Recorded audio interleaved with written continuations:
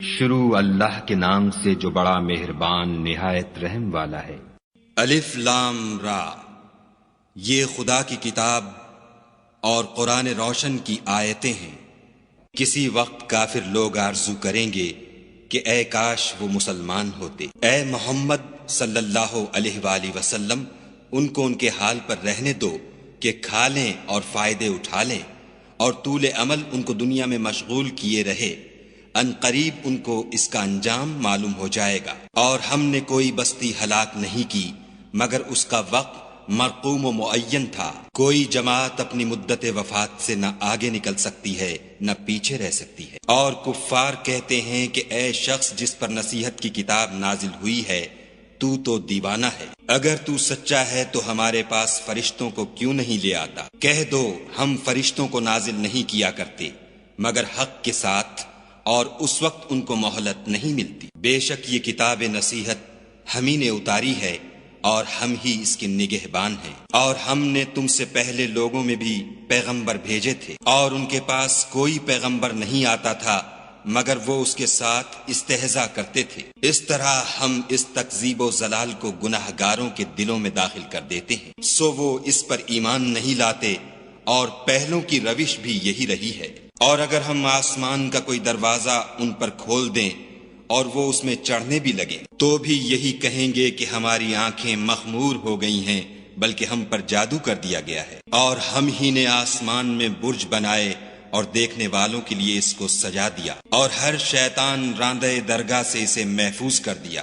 ہاں اگر کوئی چوری سے سننا چاہے تو چمکتا ہوا انگارہ اس کے پیچھے لپکتا ہے۔ اور زمین کو بھی ہم ہی نے پھیلایا اور اس پر پہاڑ بنا کر رکھ دیے، اور اس میں ہر ایک سنجیدہ چیز اگائی۔ اور ہم ہی نے تمہارے لیے اور ان لوگوں کے لیے جن کو تم روزی نہیں دیتے اس میں معاش کے سامان پیدا کیے۔ اور ہمارے ہاں ہر چیز کے خزانے ہیں، اور ہم ان کو بمقدار مناسب اتارتے رہتے ہیں۔ اور ہم ہی ہوائیں چلاتے ہیں جو بادلوں کے پانی سے بھری ہوئی ہوتی ہیں، اور ہم ہی آسمان سے مے برساتے ہیں، اور ہم ہی تم کو اس کا پانی پلاتے ہیں، اور تم تو اس کا خزانہ نہیں رکھتے۔ اور ہم ہی حیات بخشتے اور ہم ہی موت دیتے ہیں، اور ہم ہی سب کے وارث مالک ہیں۔ اور جو لوگ تم میں پہلے گزر چکے ہیں ہم کو معلوم ہیں، اور جو پیچھے آنے والے ہیں وہ بھی ہم کو معلوم ہیں۔ اور تمہارا پروردگار قیامت کے دن ان سب کو جمع کرے گا، وہ بڑا دانا اور خبردار ہے۔ اور ہم نے انسان کو کھنکھناتے سڑے ہوئے گارے سے پیدا کیا ہے، اور جنوں کو اس سے بھی پہلے بے دھوئیں کی آگ سے پیدا کیا تھا۔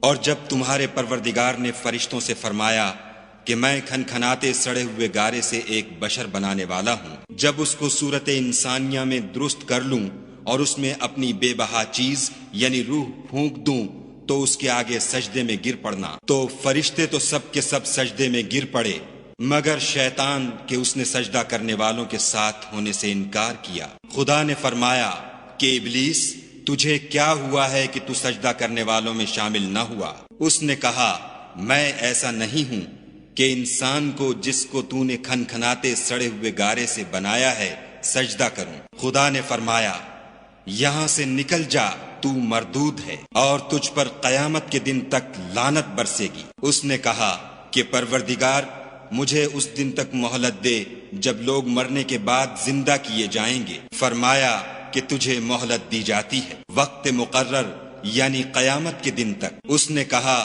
کہ پروردگار جیسا تو نے مجھے رستے سے الگ کیا ہے میں بھی زمین میں لوگوں کے لیے گناہوں کو آراستہ کر دکھاؤں گا اور سب کو بہکاؤں گا۔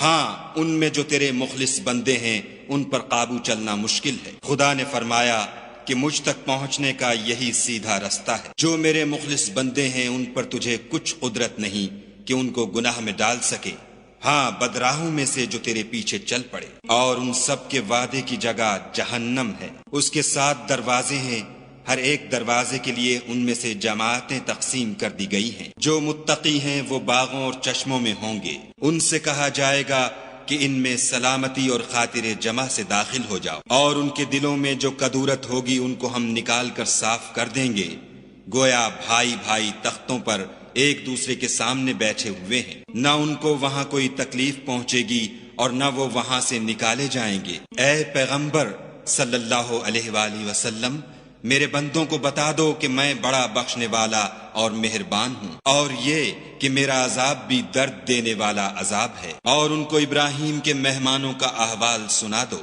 جب وہ ابراہیم کے پاس آئے تو سلام کہا۔ انہوں نے کہا کہ ہمیں تو تم سے ڈر لگتا ہے۔ انہوں نے کہا کہ ڈریے نہیں، ہم آپ کو ایک دانش مند لڑکے کی خوشخبری دیتے ہیں۔ وہ بولے کہ جب مجھے بڑھاپے نے آ پکڑا تو تم خوشخبری دینے لگے، اب کاہے کی خوشخبری دیتے ہو؟ انہوں نے کہا کہ ہم آپ کو سچی خوشخبری دیتے ہیں، آپ مایوس نہ ہو جیے۔ ابراہیم نے کہا کہ خدا کی رحمت سے میں مایوس کیوں ہونے لگا؟ اس سے مایوس ہونا گمراہوں کا کام ہے۔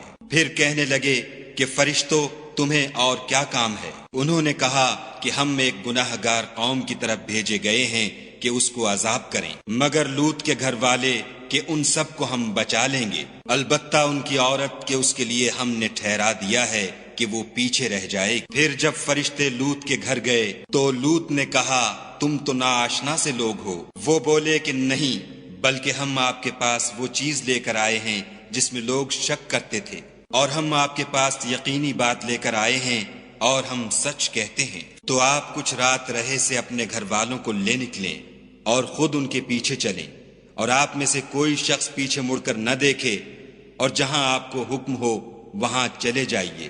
اور ہم نے لوط کی طرف وحی بھیجی کہ ان لوگوں کی جڑ صبح ہوتے ہوتے کاٹ دی جائے گی، اور اہل شہر لوط کے پاس خوش خوش دوڑے آئے۔ لوط نے کہا کہ یہ میرے مہمان ہیں، کہیں ان کے بارے میں مجھے رسوا نہ کرنا، اور خدا سے ڈرو اور میری بے آبروئی نہ کیجو۔ وہ بولے کیا ہم نے تم کو سارے جہان کی حمایت و طرفداری سے منع نہیں کیا؟ انہوں نے کہا کہ اگر تمہیں کرنا ہی ہے تو یہ میری قوم کی لڑکیاں ہیں، ان سے شادی کر لو۔ اے محمد صلی اللہ علیہ وآلہ وسلم، تمہاری جان کی قسم وہ اپنی مستی میں مدہوش ہو رہے تھے، سو ان کو سورج نکلتے نکلتے چنگھاڑ نے آ پکڑا، اور ہم نے اس شہر کو الٹ کر نیچے اوپر کر دیا اور ان پر کھنگر کی پتھریاں برسائیں۔ بے شک اس قصے میں اہل فراست کے لیے نشانی ہے، اور وہ شہر اب تک سیدھے رستے پر موجود ہے۔ بے شک اس میں ایمان لانے والوں کے لیے نشانی ہے، اور بن کے رہنے والے یعنی قوم شعیب کے لوگ بھی گناہ گار تھے، تو ہم نے ان سے بھی بدلہ لیا، اور یہ دونوں شہر کھلے رستے پر موجود ہیں۔ اور وادی ہجر کے رہنے والوں نے بھی پیغمبروں کی تکذیب کی، ہم نے ان کو اپنی نشانیاں دیں اور وہ ان سے منہ پھیرتے رہے، اور وہ پہاڑوں کو تراش تراش کر گھر بناتے تھے کہ امن و اطمینان سے رہیں گے، تو چیخ نے ان کو صبح ہوتے ہوتے آ پکڑا، اور جو کام وہ کرتے تھے وہ ان کے کچھ بھی کام نہ آئے۔ اور ہم نے آسمانوں اور زمین کو اور جو مخلوقات ان میں ہے اس کو تدبیر کے ساتھ پیدا کیا ہے، اور قیامت تو ضرور آ کر رہے گی، تو تم ان لوگوں سے اچھی طرح سے درگزر کرو۔ کچھ شک نہیں کہ تمہارا پروردگار ہی سب کچھ پیدا کرنے والا اور جاننے والا ہے۔ اور ہم نے تم کو 7 آیتیں جو نماز میں دہرا کر پڑھی جاتی ہیں، یعنی سورہ الحمد اور عظمت والا قرآن عطا فرمایا ہے، اور ہم نے کفار کی کئی جماعتوں کو جو فوائد دنیاوی سے متمتع کیا ہے، تم ان کی طرف رغبت سے آنکھ اٹھا کر نہ دیکھنا، اور نہ ان کے حال پر تعسف کرنا، اور مومنوں سے خاطر اور تواضع سے پیش آنا، اور کہہ دو کہ میں تو اعلانیہ ڈر سنانے والا ہوں، اور ہم ان کفار پر اسی طرح عذاب نازل کریں گے جس طرح ان لوگوں پر نازل کیا جنہوں نے تقسیم کر دیا، یعنی قرآن کو کچھ ماننے اور کچھ نہ ماننے سے ٹکڑے ٹکڑے کر ڈالا۔ تمہارے پروردگار کی قسم ہم ان سے ضرور پرسش کریں گے ان کاموں کی جو وہ کرتے رہے، پس جو حکم تم کو خدا کی طرف سے ملا ہے وہ لوگوں کو سنا دو، اور مشرکوں کا ذرا خیال نہ کرو۔ ہم تمہیں ان لوگوں کے شر سے بچانے کے لیے جو تم سے استہزاء کرتے ہیں کافی ہیں، جو خدا کے ساتھ اور معبود قرار دیتے ہیں، سو ان قریب ان کو ان باتوں کا انجام معلوم ہو جائے گا، اور ہم جانتے ہیں کہ ان کی باتوں سے تمہارا دل تنگ ہوتا ہے، تو تم اپنے پروردگار کی تسبیح کہتے اور اس کی خوبیاں بیان کرتے رہو، اور سجدہ کرنے والوں میں داخل رہو، اور اپنے پروردگار کی عبادت کیے جاؤ یہاں تک کہ تمہاری موت کا وقت آ جائے۔